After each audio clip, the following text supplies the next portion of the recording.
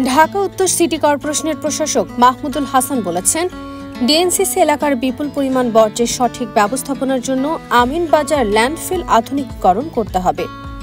বর্জ্য থেকে বিদ্যুৎ প্রকল্পটি বাস্তবায়নের মাধ্যমে পরিবেশ বান্ধব পরিচ্ছন্ন ঢাকা গড়ে তোলা হবে।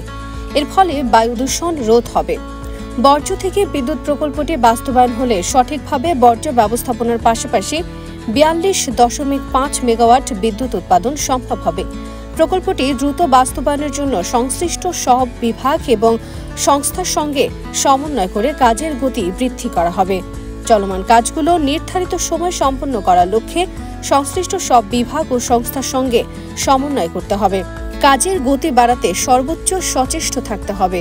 জলাবদ্ধতা নিরসনে Kalyanpur storm water pumping station সবসময় সচল রাখতে হবে এবং এটির আধুনিকীকরণ করতে হবে।